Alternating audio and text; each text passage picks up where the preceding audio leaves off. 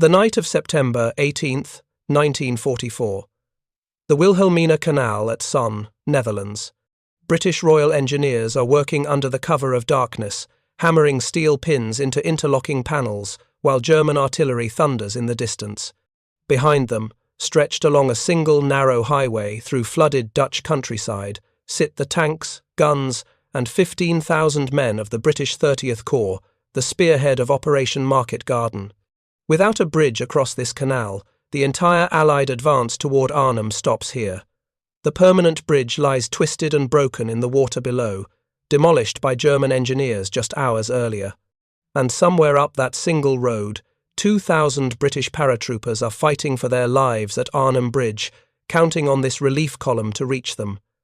They have perhaps 2 days left. The engineers have 10 hours. If you're enjoying this deep dive into the story, hit the subscribe button and let us know in the dive. Comments from where in the world you are watching from today. But this isn't just a story about one bridge in one night. This is the story of how a quiet civil servant named Donald Bailey, working in a cluttered office in southern England 4 years earlier, sketched an idea on the back of an envelope that military experts dismissed as too simple to work.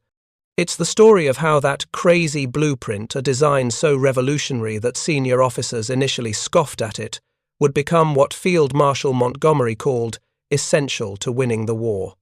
And it's the story of a fundamental shift in how armies thought about one of warfare's oldest challenges. How do you cross a river when your enemy has destroyed every bridge? September 18, 1944 was the second day of Market Garden, the largest airborne operation in history. The plan was audacious. Drop 35,000 paratroopers behind German lines to capture a series of bridges across Holland, creating a 62-mile corridor that would allow Allied armour to punch through into Germany's industrial heartland. 3 airborne divisions would seize the bridges. The British 30th Corps would race up Hell's Highway, a single narrow road through flooded terrain where tanks couldn't manoeuvre off the pavement to relieve them.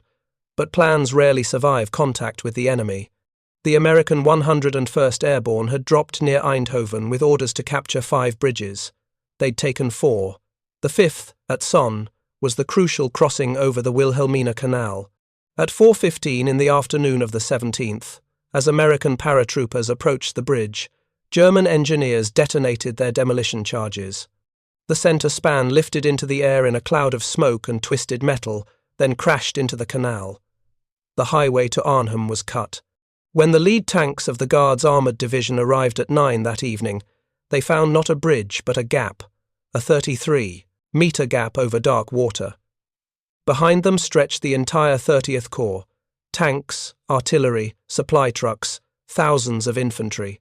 Ahead, the 101st Airborne had cleared Eindhoven and secured the northern approaches. The road was open, except for this one destroyed span. At Arnhem, Lieutenant Colonel John Frost's 2nd Battalion had captured the northern end of the bridge over the Rhine. They were supposed to hold for 48 hours until the 30th Corps arrived, but the 30th Corps was stuck at a blown canal bridge 14 miles south of where they needed to be. Every hour of delay meant another hour that Frost's men fought alone against increasing German strength, and every hour that passed made it less likely the Guards Armoured could reach Arnhem in time. The situation was clear. If the engineers couldn't bridge this gap, and bridge it fast, the entire operation would collapse. Thousands of paratroopers would be stranded. The war might drag on for months.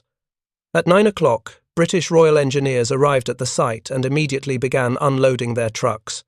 What they carried would have seemed impossible just 4 years earlier: prefabricated steel panels. Each panel is 10 feet long, 5 feet high, each weighing 570 pounds. They carried no cranes, no complex equipment, just sledgehammers, pins, and a simple system that a civil servant in Christchurch had designed on his lunch break. To understand what happened that night at Son, you need to understand the problem those engineers had inherited. And to understand that problem, you need to go back to late 1940, when Britain stood alone and a quiet man named Donald Coleman Bailey sat in a car after watching yet another bridge test fail. Bailey was born in Rotherham, Yorkshire, in 1901. He studied civil engineering at Sheffield University, graduating in 1923, then worked on railway bridges before joining the War Office's experimental bridging establishment in 1928. It was not glamorous work. The Christchurch facility employed 17 people, 14 in the workshop, 1 draftsman, a Royal Engineer officer, and Bailey himself. During the defence cuts of the early 1930s, someone in the Treasury had literally written a memo asking, "Is Mr. Bailey really necessary?" History would answer that question. Bailey's job was testing portable military bridges, trying to improve the designs left over from the Great War. The Inglis Bridge, the Callender-Hamilton Bridge, heavy, complex systems that required cranes to lift pre-assembled sections into place. They worked, after a fashion, but they were slow. They broke down. They required skilled labour and heavy equipment. And crucially, they could only support 26 tons. By 1940, that was a problem. Britain's new Matilda and Churchill tanks weighed over 40 tons. The German panzers that had just torn through, France weighed similar amounts. Modern mechanised warfare demanded bridges that could carry these monsters, but every existing portable bridge design failed under that weight. So Bailey and his team tested new designs and watched them fail. Again and again. On one particular day in late 1940, Bailey was being driven back to headquarters after another failed test. Britain had just evacuated Dunkirk. German forces controlled the European continent. The British Army needed a solution to this bridge problem, and they needed it immediately. Every failed test meant more wasted time, more wasted resources, more delays in rebuilding an army that had abandoned much of its heavy equipment on French beaches. The world seemed to be collapsing. Everything they tried seemed to fail. Then Bailey had an idea. He pulled out an envelope from his pocket and began sketching. The pencil moved quickly. Simple rectangles, a modular panel system, pins instead of bolts, panels that could be carried by 4 men. A design so simple that any fabricator could make the parts, a bridge that could be assembled by hand and pushed across a gap on rollers. His colleagues looked at the sketch and were skeptical. It was too simple. Military bridges were complex engineering projects. They required precise calculations, heavy machinery, and skilled assembly. You couldn't just pin some panels together and expect them to hold 40-ton tanks. But Bailey insisted the mathematics worked. If you made each panel a perfect rectangle, interlocking male and female lugs at precise points, and used the truss principle correctly, you could distribute load along the entire structure. You could make it stronger by doubling or tripling the panels on the sides. You could make it longer by adding more panels end to end. Every component would be identical and interchangeable. The beauty of the design was its modularity.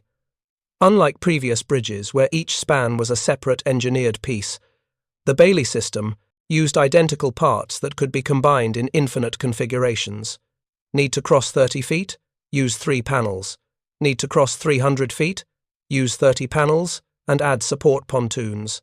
Need more strength? Double or triple the side panels. And crucially, it could all be assembled without cranes. The British military had very specific requirements for any new bridge design, requirements that seemed almost contradictory. The bridge needed to be strong enough to support the heaviest tanks, light enough that individual components could be carried by hand, simple enough that any factory could manufacture the parts without special equipment, quick enough to assemble under fire, flexible enough to be strengthened or lengthened as needed. And it had to use only materials that were already in production. There was no time or budget to develop new steel alloys. Bailey's design met every requirement. In February 1941, Bailey received a letter from the War Office telling him to prepare for a full-scale trial. On May 14, 1941, at the Christchurch facility, Bailey and his team assembled a prototype bridge over a small channel called Mother Silla's Canal. Military observers watched as engineers, using nothing but hand tools, assembled panels into a complete span. Then, they drove a 40-ton tank across it. The bridge held. Within months, the design went into full production. Over 600 firms were engaged in manufacturing Bailey Bridge components, not traditional bridge builders, but companies that made windows, bedsteads, greenhouses, because the parts were simple enough that anyone with basic metalworking capability could make them. Each part had to be manufactured to precise tolerances, assembled into test jigs to verify they fit correctly. The British maintained such rigorous quality control that parts made by 600 different firms were perfectly interchangeable. By December 1941, the first Bailey bridges reached British Army units.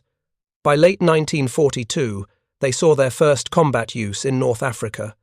The first operational Bailey Bridge of the Second World War was built by 237th Field Company Royal Engineers over the Medjerda River near Medjez El Bab in Tunisia on the night of November 26, 1942. And then the Germans and Italians discovered what Allied engineers could do. As Axis forces retreated through Sicily and Italy, they followed standard doctrine. Burn every bridge behind you. Deny the enemy the ability to pursue. Force them to stop at every river, every gorge, every demolished span, while you regroup and fortify the next defensive line. It was a strategy that had worked for centuries. Except now the Allies had Bailey bridges. In Italy, with its mountain gorges and swift rivers, the Germans blew hundreds of bridges. Allied engineers built them back in hours, not weeks. Over a 20-month period, the 5th and 8th, armies erected over 3,000 fixed Bailey bridges in Italy alone, totaling over 55 miles of bridge, with an average length of 100 feet. One Bailey over the Sangro River spanned 1,126 feet. Another, over the Chindwin River in Burma, spanned 1,154 feet. The Germans couldn't believe it. They would destroy a bridge, fall back to prepared positions, expecting days or weeks before Allied armour could continue the pursuit. Instead, within hours, they'd hear the rumble of tanks crossing a new bridge. The Allied advance never stopped. But the true test of Bailey's design came not in Italy, but in northwest Europe. After D-Day, as Allied forces pushed inland from Normandy, the Germans again destroyed every bridge in their path. The bocage country of Normandy, with its maze of hedgerows and waterways, should have been a defender's paradise. Every stream, every canal, became a potential choke point. Allied engineers simply built bridges over them. Field Marshal Bernard Montgomery, commanding 21st Army Group, later wrote, "Bailey bridging made an immense contribution towards ending World War II. As far as my own operations were concerned, with the 8th Army in Italy and with the 21st Army Group in Northwest Europe, I could never have maintained the speed and tempo of forward movement without large supplies of Bailey bridging." He added, "Without the Bailey Bridge, we should not have won the war." General Dwight Eisenhower, Supreme Allied Commander, called it one of the 3 most important technological developments of the war, alongside radar and the aircraft. But on the night of September 18, 1944, at Son, Netherlands, all that mattered was whether the engineers could build a bridge before morning, because when dawn came, German artillery observers would have clear sightlines to the crossing. German panzers of the 107th Panzer Brigade were already manoeuvring into position nearby. If the bridge wasn't finished and the 30th Corps armour couldn't cross before first light, the entire advance would stall, Market Garden would fail, Frost's men at Arnhem would be overrun. The engineers worked through the night. They'd done this before, in training, in combat, in Sicily, in Normandy, but never with such stakes. The routine was well practiced. Lay out the deck transoms, position the first panels, insert the connecting pins with sledgehammer blows, slide the stringers into place, lay the wooden roadbed, roll the assembled section forward on special rollers, add the next section, repeat, bang, bang, bang. The sound of hammers driving pins echoed across the canal. German artillery fire rumbled in the distance. Occasionally a shell would land nearby, sending men diving for cover, then back to work. There was no time to wait for the shelling to stop. Behind them, the men of the 30th Corps tried to rest, knowing that when morning came, they'd be racing up a single narrow road through enemy territory, trying to reach paratroopers who were counting on them. They'd already lost a day. Every hour mattered. The engineers knew this. They worked faster. By 6:15 on the morning of September 19th, 9 hours after they'd begun, the Bailey Bridge over the Wilhelmina Canal at Sonn was complete. 33 meters of prefabricated steel panels, assembled by hand in darkness under artillery fire, strong enough to carry 40-ton Churchill tanks. As dawn broke, the tanks of the Guards' Armoured Division began rolling across. First one, testing the span, then another. Then the entire column, a continuous line of armour and trucks and artillery moving north toward Nijmegen, toward Arnhem, toward Frost and his surrounded paratroopers. The bridge worked perfectly. What the German engineers had destroyed in seconds, a permanent concrete and steel bridge that had taken years to build, British engineers had replaced in 9 hours, with equipment they'd driven up in 3-ton trucks. This was Donald Bailey's revolution, not just a bridge, but a new way of thinking about obstacles. In previous wars, a destroyed bridge meant days or weeks of delay, while engineers brought in heavy equipment, drove pilings, built temporary spans. Now it meant hours, sometimes just hours. The psychological impact on both sides was profound. For the Germans, the realization that they couldn't slow the Allied advance by destroying infrastructure was devastating. Standard defensive doctrine, fall back to the next river line, blow the bridges, force the enemy to stop, no longer worked. The Allies would simply bridge any gap. For Allied commanders, the Bailey Bridge meant mobility. They could plan offensives without worrying about whether engineers could keep pace. They could pursue a retreating enemy without pause. They could maintain the speed and tempo of forward movement that Montgomery considered essential. And for Allied soldiers, those portable bridges meant something simpler. They meant not being cut off, not being stranded, not fighting alone while help sat on the wrong side of a blown bridge.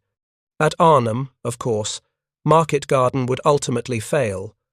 The bridge at Sonn was finished on time, but other delays, the single narrow road, stronger than expected German resistance, the failure to capture the Nijmegen Bridge quickly meant the 30th Corps didn't reach Frost's men before they were overwhelmed.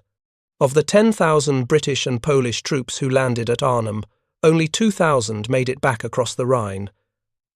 But that failure wasn't the fault of Bailey's Bridge. The Sun crossing had worked exactly as designed. In 9 hours, under fire, engineers had created a span that allowed an entire armoured corps to continue its advance. Without that bridge, Market Garden would have failed on day 2 instead of day 9. Without it, not 2,000 but 0 men would have made it back from Arnhem. The numbers tell the story of Bailey's contribution. Over the course of the war, more than 700,000 panels were produced, enough to stretch from London to Leningrad. At peak production, 20,000 panels per month rolled off assembly lines. Over 200 miles of fixed Bailey bridges were built, plus 40 miles of floating bridges. They appeared on every front where British, Canadian, or American forces fought. The United States adopted the design in early 1942, calling it the Portable Panel Bridge. American factories soon matched British production. The Bailey Bridge became the standard tactical bridge of all Allied armies. Some estimates suggest that by war's end, over 700 Bailey bridges had been constructed across northwest Europe alone. And it all started with a civil servant sketching on an envelope. That's the irony at the heart of this story. The most important bridge design of the Second World War, possibly the most important, military bridge design ever created, wasn't invented by a famous general or a prominent engineer. It was invented by a quiet man working in a small facility in Christchurch, someone so obscure that the Treasury had once questioned whether his job was necessary. It wasn't designed by a team of experts using the latest engineering theory. It was sketched during a car ride by someone who'd spent years watching complicated bridges fail and wondering if simplicity might be the answer. Military institutions tend to favor complexity. More parts, more engineering, more specialization must mean better performance. Bailey proved the opposite. By stripping bridge design down to its essential elements, identical rectangular panels, simple pin connections, modular assembly, He created something far more effective than any of the complex systems that had come before. The design was so good that it's still in use today. Modern armies still employ Bailey-type bridges. The basic, principle prefabricated, interlocking sections that can be assembled without heavy equipment hasn't changed since 1940. The materials have been upgraded, the load capacities increased, but Bailey's fundamental insight remains valid. In civilian life, Bailey bridges appear wherever rapid bridging is needed. After the Kashmir earthquake in 2005, the British government sent 30 Bailey-style bridges for emergency relief. They're used in disaster areas, in remote regions, anywhere that a bridge needs to go up quickly. They've helped children get to school after floods. They've restored connections after hurricanes. They've provided temporary crossings while permanent bridges are repaired. The bridge on Mother Silla's Canal in Christchurch, where Bailey's prototype was first tested, still stands. It remains in use, a functioning bridge that has carried traffic for over 80 years. There's something poetic about that, the first test span of a revolutionary design outlasting many of the permanent bridges it was meant to temporarily replace. Bailey himself never sought glory. He was appointed Officer of the Order of the British Empire in 1944 and knighted in 1946. The Royal Commission on Awards to Inventors awarded him £12,000 in 1948, a substantial sum, but hardly proportionate to his contribution. He became Deputy Chief Scientific Officer at the Ministry of Supply in 1952, continued working quietly on various engineering projects, and lived a modest life in Bournemouth. When he died in 1985, many people who'd used his bridges didn't even know his name. But the men who'd crossed those bridges, the tank crews rolling across the Sun Bridge toward Nijmegen, the infantry advancing over Sicilian gorges, the supply trucks crossing the Rhine, they knew what Bailey's design had meant. They knew those bridges had kept them moving, kept them supplied, kept them from being cut off and surrounded. If you find this story engaging, please take a moment to subscribe and enable notifications. It helps us continue producing in-depth content like this. The story of the Bailey Bridge is ultimately about a fundamental shift in how military forces approached one of warfare's oldest problems. For thousands of years, armies had been stymied by water obstacles. Rivers could stop an advance for weeks. A destroyed bridge could strand an entire division. Defenders used this to their advantage, fighting delaying actions at river crossings, burning bridges as they retreated. Bailey changed that equation. He turned bridges from permanent, complex structures requiring weeks to build into modular, simple systems requiring hours to assemble. He transformed a major obstacle into a minor delay. Consider what this meant in practical terms. In Italy, when German forces destroyed a bridge, they expected days before Allied units could follow. They used that time to establish new defensive positions, move supplies, and rest their troops. Instead, Allied armour would appear the next morning, crossing a new bridge that hadn't existed the night before. The Germans' entire defensive strategy, trade space for time by destroying infrastructure, stopped working. Or consider Market Garden. When the bridge at Son was destroyed, traditional military logic suggested the operation should be abandoned or at least significantly delayed. You couldn't simply wish a bridge into existence. Except that's exactly what Allied engineers did. In 9 hours, they created a crossing capable of supporting heavy armour. This capability changed how Allied commanders planned operations. They could be more aggressive, take more risks, because they knew their engineers could bridge whatever gaps appeared. They didn't need to carefully plan routes around existing bridges or worry about whether engineers could keep pace with advancing armour. The assumption shifted from "we need existing bridges to advance" to "we can advance anywhere and build bridges as needed." That's the real revolution Bailey created. Not just a better bridge, but a change in military possibility. And it all came from seeing the problem differently. While others looked at bridge engineering and saw the need for more complexity, more strength, more specialized components, Bailey saw the need for simplicity. He stripped away everything that wasn't essential. He designed for the real constraints of warfare: limited transport, no heavy equipment, need for speed, assembly under fire. The panels were precisely 10 feet long because that fit in a standard 3-ton truck. They weighed 570 pounds because that was heavy enough to be strong but light enough for 4 men to carry. They used pins instead of bolts because pins could be hammered in place quickly, no need to carefully thread and tighten bolts under artillery fire. Every design choice served the fundamental purpose: get a bridge up fast using minimal resources. This kind of elegant simplicity is harder than it looks. It's easy to make something complicated. It's difficult to make something simple that actually works. Bailey spent years at the experimental bridging establishment watching complex bridges fail. He understood intimately what didn't work.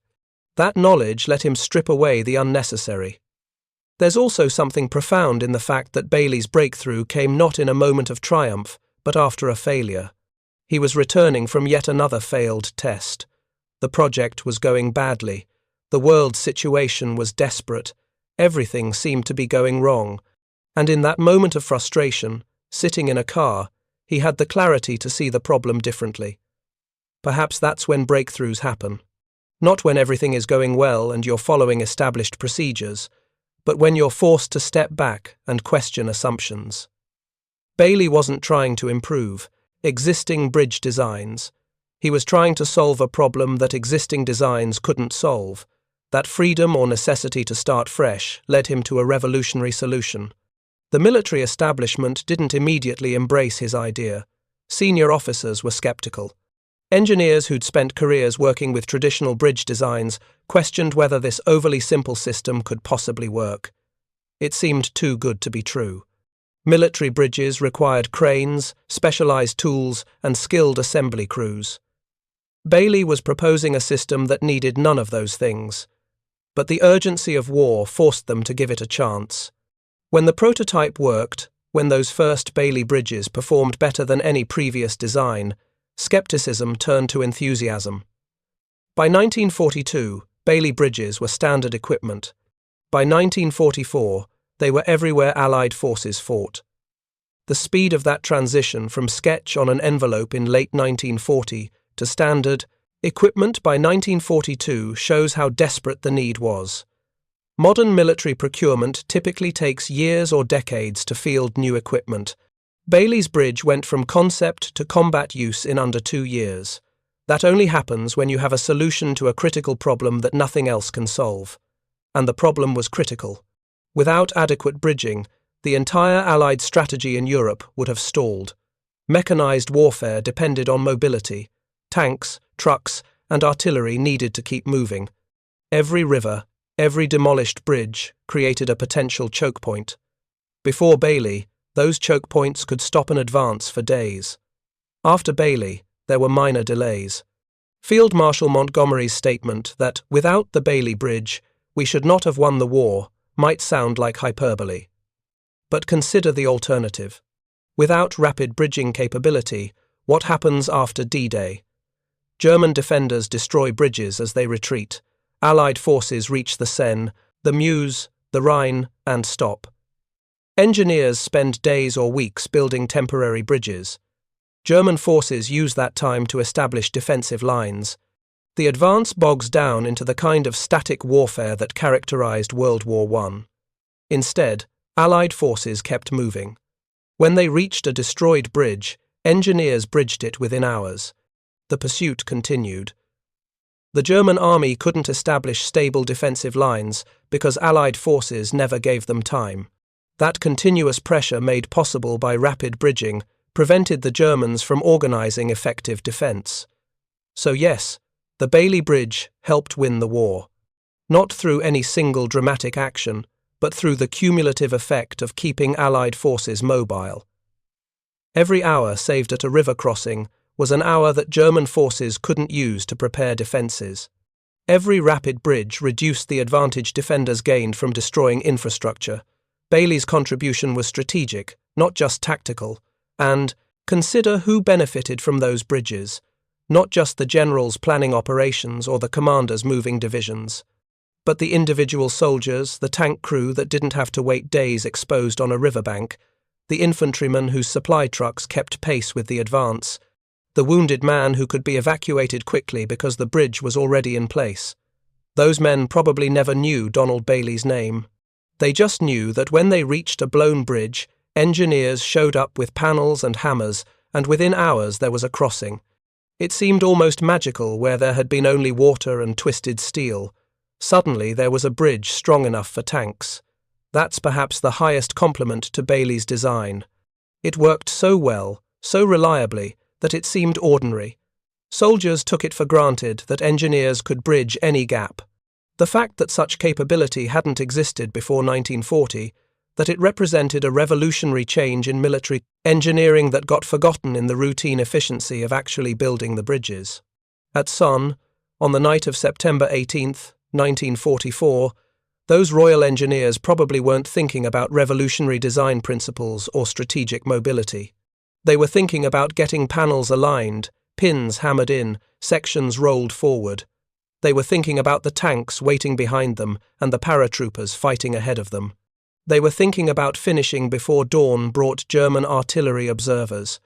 But they were able to do that work, able to build a bridge in 9 hours that saved an entire armoured corps because 4 years earlier, a civil servant in Christchurch had looked at a failed bridge test and thought, what if we made this simpler? That's the power of asking the right question.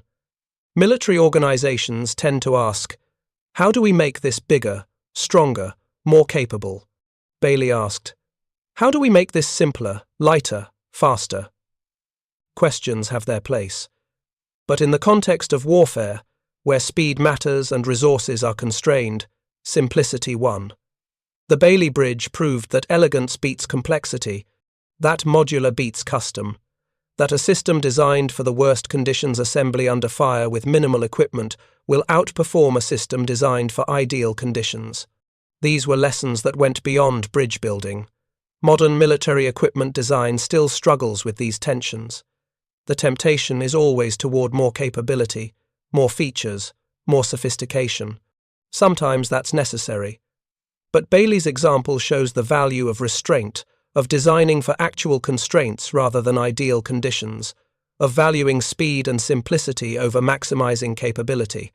The Bailey Bridge worked because it was designed for what battlefield conditions actually required, not what peacetime engineering textbooks suggested.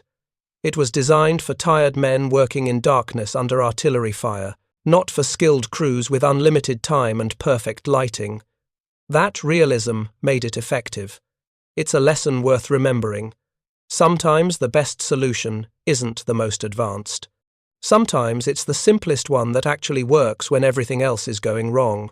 On the morning of September 19, 1944, as the first tanks of the Guards Armoured Division rolled across the newly completed bridge at Son, those engineers packed up their equipment and moved forward. There would be another river ahead, another demolished bridge, another night of hammering pins and rolling panels. That was their war. Not the dramatic moments of breakthrough or last stands, but the grinding work of keeping armies mobile, building bridge after bridge after bridge, making the impossible routine. Thanks to Donald Bailey's sketch on an envelope, they could do it. Thanks to his insight that simplicity could be strength, that modularity could be robust, that a bridge didn't need to be permanent to be effective, they had a tool that worked. And up ahead at Arnhem, even as Market Garden was falling apart, even as Frost's men fought their last hours at the bridge, the fact that 30th Corps had gotten as far as they did, had crossed the canal at Son, had pushed toward Nijmegen, had tried to break through that was only possible because British engineers could build a bridge in 9 hours. It wasn't enough to save Arnhem, but it was a testament to what Bailey had created, a system so effective that it made the impossible merely difficult and the routine difficult. Donald Coleman Bailey died in Bournemouth on May 5, 1985, at age 83. By then he'd been living quietly for decades, unknown to most people, his great achievement long since absorbed into the standard assumptions of military capability. There was no blue plaque marking his Bournemouth home. Few remembered the unassuming man who'd revolutionized military engineering. But the bridges remained. In places where the design is still used today, modern versions carrying traffic across rivers and valleys around the world. in the historical record of every Allied campaign from 1942 onward, where rapid bridging made victory possible. In the memories of veterans who'd crossed those bridges and lived to tell about it, and at Mother Silla's Canal in Christchurch, where the prototype still stands a small span across a minor waterway, unmarked and unnoticed by most who pass by. The place where a simple idea, sketched on an envelope during a moment of frustration, was first proven to work. That bridge is still functioning, still carrying traffic, still doing exactly what Bailey designed it to do 84 years ago. Perhaps that's the most fitting monument to Donald Bailey. Not a statue or memorial, but a bridge that still works, still does its job, still makes the difficult simple, the way he always intended. Thank you for watching. For more detailed historical breakdowns, check out the other videos on your screen now, and don't forget to subscribe.